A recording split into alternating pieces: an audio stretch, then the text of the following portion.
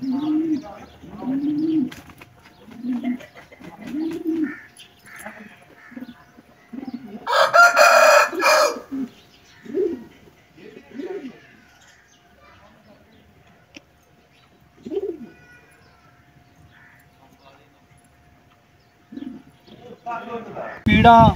ਦਰਦਾਂ ਹੁੰਦੀਆਂ ਨੇ ਡੰਗਰ ਨੂੰ, ਉਹ ਕਮਜ਼ੋਰ ਹੁੰਦਾ, ਉਹਨੂੰ ਉਹ ਦਰਦਾਂ ਦੇ ਟੀਕੇ ਲਵਾਓ ਪੀੜਾਂ ਦੇ, ਤੇ ਨਾਲ ਕਮਜ਼ੋਰੀ ਵਾਸਤੇ। ਮੈਂ ਸਦਕੇ ਮੈਂ ਵਾਰੀ ਤੁਹਾਡਾ ਵੀਰ ਸ਼ਫਕਤ ਬਾਰੀ। अस्सलाम वालेकुम।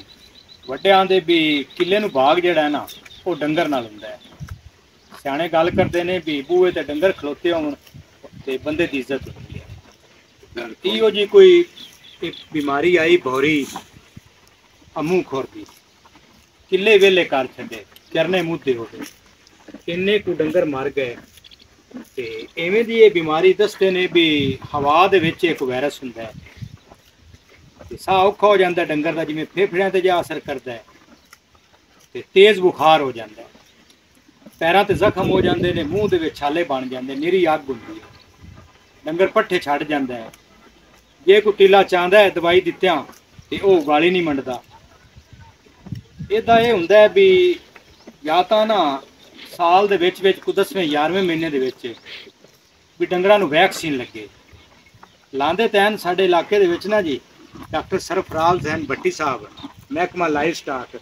ਉਹ ਬੜੀ ਜ਼ਿੰਮੇਦਾਰੀ ਦੇ ਨਾਲ ਡੰਗਰਾਂ ਨੂੰ ਵੈਕਸੀਨ ਲਵਾਉਂਦੇ ਵੀ ਹਨ ਤੇ ਹਲੇ ਸ਼ਾਬਾ ਕਰਕੇ ਨਾ ਸਾਡੇ ਪੂਰੇ ਇਲਾਕੇ ਦੇ ਵਿੱਚ ਵੈਕਸੀਨ ਲੱਗਦੀ ਹੈ। ਪਰ ਵੈਕਸੀਨ ਦੇ ਵਿੱਚੋਂ ਵੀ ਬਿਮਾਰੀ ਜਿਹੜੀ ਆ ਜਾਵੇ ਉਹ ਮੁੜੋਨਾ ਜਾਨ ਨਹੀਂ ਕਰਦੀ ਵੀ ਜਿਹੜੇ ਡੰਗਰਾਂ ਨੂੰ ਵੈਕਸੀਨ ਲੱਗ ਜਾਂਦੀ ਹੈ ਉਹ ਡੰਗਰ ਥਾਂ ਤੇ ਨਹੀਂ ਮਰਦਾ ਜਿਹਨੂੰ ਵੈਕਸੀਨ ਲੱਗੀ ਹੁੰਦੀ ਹੈ, ਤੇ ਜਿਹਨੂੰ ਨਹੀਂ ਲੱਗੀ ਹੁੰਦੀ ਹੈ ਉਹ ਤਾਂ ਜੱਟ ਲਾਉਂਦਾ ਡੰਗਰ, ਉਹ ਭੋਂ ਤੇ ਆਪ ਹੁੰਦਾ ਕੀ ਹੈ ਵੀ ਖੜਾ ਖੜੋਤਾ ਡੰਗਰ ਡਿੱਗਦਾ ਕੰਮ ਕਰਕੇ ਤੇ ਉਹ ਹਰਾਮ ਹੋ ਜਾਂਦਾ ਜੇ ਬਾਹਰ ਨਿਕਲ ਆਉਂਦੀ ਹੈ। ਜਿਹੜੇ ਡੰਗਰ ਨੂੰ ਇਹ ਮੂੰਹ ਖੋਰ ਦੀ ਬਿਮਾਰੀ ਆ ਜਾਵੇ ਨਾ, ਇੱਕ ਤਾਂ ਉਸ ਡੰਗਰ ਨੂੰ ਛੱਡ ਕੇ ਥੋੜਾ ਜਿਹਾ ਦੁਰੇਡਾ ਕਰ ਲਓ, ਤੇ ਜਿਹੜੇ ਉਹ ਡੰਗਰ ਦੂਜੇ ਤੰਦਰੁਸਤ ਚੰਗੇ ਭਲੇ ਖਲੋਤੇ ਹੁੰਦੇ ਨੇ ਉਹਨਾਂ ਨੂੰ ਵੀ ਛੱਡ ਕੇ ਤੇ ਪਾਸੇ ਤੇ ਬੰਨ ਲਓ, ਕਿਉਂ ਉਸ ਥਾਂ ਤੇ ਉਹ ਵਾਇਰਸ ਆ ਜਾਂਦਾ ਹੈ। ਇਸ ਨਾ ਮੁਰਾਦ ਦਾ ਇਲਾਜ ਵੈਕਸੀਨ ਹੀ ਹੈ, ਬਾਕੀ ਹੋਰ ਟੀਕੇ ਗੋਲੀ ਤਾਂ ਕਰਵਾਣੇ ਹੁੰਦੇ ਨੇ, ਮੁੜੋ ਤਕਲੀਫ ਨਹੀਂ ਸਹੀ ਜਾਂਦੀ। ਇਹਦੇ ਵਿੱਚ ਜਿਹੜਾ ਤੇਜ਼ ਬੁਖਾਰ ਹੁੰਦਾ, ਦਰਦਾਂ ਪੀੜਾਂ, ਉਹਦੇ ਵਿੱਚ ਇਹ ਹੁੰਦਾ ਵੀ ਇਹਨੂੰ ਤੁਸੀਂ ਉਹ ਪੀੜਾਂ ਦਰਦਾਂ ਦੇ ਬੁਖਾਰ ਦੇ ਟੀਕੇ ਲਵਾਓ ਤੇ ਨਾਲ ਉਹ ਜਿਹੜੇ ਖੁਰਾਂ ਦੇ ਵਿੱਚ ਜ਼ਖਮ ਹਨ ਉਹਨਾਂ ਤੇ ਦਵਾਈ ਲਾਓ। ਦੇਸੀ ਟੋਟਕੇ ਕੀ ਨੇ ਉਹ ਮੈਂ ਤੁਹਾਨੂੰ ਵਿਖਾਣਾ, ਦੱਸਦੇ ਨੇ ਵੀ ਡਾਕਟਰ ਸਾਹਿਬ ਆਪ ਉਹ ਦਵਾਈ ਨਲਕੇ ਨਾਲ ਦਿੰਦੇ ਪਏ ਨੇ, ਕੀ ਦਿੰਦੇ ਪਏ ਨੇ ਉਹ ਨੁਸਖਾ ਵੀ ਤੁਹਾਨੂੰ ਦੱਸਣੇ ਆ। ਉਹ ਜਿਹੜੀ ਬਾਕੀ ਹੈ ਨਾ ਜੀ ਮੂੰਹ ਦੇ ਵਿੱਚ ਮੱਖਣ ਲਾਣਾ, ਉਹ ਠੱਡ ਪੈ ਜਾਂਦੀ, ਨੀਰੀ ਅੱਗ ਹੀ ਤਾਂ ਹੁੰਦੀ ਹੋਈ। ਤੇ ਨਾਲ ਕੋ ਟੂਪਾਂ ਡਾਕਟਰ ਦੱਸਦੇ ਨੇ, ਡੈਕਟਾਰੇਨੋਰਲ ਜੈਲ, ਸੋਮੋ ਜੈਲ, ਇਹ ਮੂੰਹ ਦੇ ਅੰਦਰ ਤਾਲੂ ਤਿੱਕਰ ਲਾਓ, ਉਹ ਜਿਹੜੇ ਛਾਲੇ ਬਣੇ ਹੁੰਦੇ ਨੇ ਉਹਨਾਂ ਤੋਂ ਆਰਾਮ ਆ ਜਾਂਦਾ ਹੈ। ਉਹ ਜਿਹੜੇ ਦੇਸੀ ਟੋਟਕਾ ਹੈ ਉਹ ਇਹ ਹੈ ਵੀ ਆਪਣਾ ਦੁੱਧ ਲੈਣਾ, ਦੁੱਧ ਨੂੰ ਉਬਾਲ ਤੇ ਆਂਡੇ ਵਲੈਤੀ ਜਾਂ ਦੇਸੀ, ਇਹ ਸਾਨੂੰ ਡਾਕਟਰ ਸਾਹਿਬ ਦੱਸਿਆ ਬਈ ਉਹਨੂੰ ਨਾ ਉਹਦੇ ਵਿੱਚ ਉਬਲੇ ਦੁੱਧ ਤੇ ਫਾਟ ਲੈਣਾ, ਫਾਟ ਕੇ ਤੇ ਨਲਕੇ ਦੇ ਨਾਲ ਡੰਗਰ ਨੂੰ ਮੂੰਹ ਥਾਣੀ ਦੇਣਾ। ਉਹ ਡਾਕਟਰ ਸਾਹਿਬ ਜਿਵੇਂ ਮੂੰਹ ਥਾਣੀ ਦਿੰਦੇ ਪਏ ਨੇ ਨਾ, ਇੱਕ ਹੋਰ ਕਰਨਾ ਵੀ ਕਈ ਕਰਦੇ ਨੇ ਵੀ ਉਹ ਨਲਕਾ ਪਲਟਦੇ ਹਨ ਨਾ ਡੰਗਰ ਦੇ ਸਾਗੇ 'ਚ ਤੇ ਔਂਦਲੀ ਵਗ ਜਾਂਦਾ। ਇਹ ਇੰਨਾ ਕੁ ਧਿਆਨ ਕਰਨਾ ਵੀ ਡੰਗਰ ਨੂੰ ਔਂਦਲੀ ਨਾ ਜਾਵੇ, ਸਿੱਧਾ ਉਹ ਔਂਦਲੀ ਉਹਨੂੰ ਆਉਂਦੇ ਨੇ ਸਾਹ ਦੇ ਨਾਲੀਆਂ ਦੇ ਵਿੱਚ ਉਹ ਚਲੀ ਜਾਂਦੀ ਹੈ, ਉਹ ਡੰਗਰ ਫਿਰ ਨਹੀਂ ਬਚਦਾ। ਇਹ ਵੇਖ ਲੈਣਾ ਡਾਕਟਰ ਸਾਹਿਬ ਜਿਵੇਂ ਨਲਕਾ ਪਲਟਦੇ ਪਏ ਨੇ, ਗਾਂ ਨੂੰ ਦਿੰਦੇ ਪਏ ਨੇ। ਅਲੀ ਰਜ਼ਾ ਉਹਨੇ ਬੁੱਥੀ ਫੜੀ ਗਾਂ ਦੀ ਫੜ ਤੇ ਉਹ ਡਾਕਟਰ ਸਾਹਿਬ ਉਰੀ ਇੰਜ ਕਰਕੇ ਨਲਕਾ ਪਲਟਿਆ ਵੀ ਆਰਾਮ ਨਾਲ ਪਤਾ ਹੀ ਨਹੀਂ ਲੱਗਿਆ, ਜਿਵੇਂ ਟੁੱਕਰ ਦੀ ਗਰਾਂ ਉਹ ਮੂੰਹ 'ਚ ਪਾ ਲਈਏ ਤੇ ਪਤਾ ਹੀ ਨਹੀਂ ਲੱਗਾ।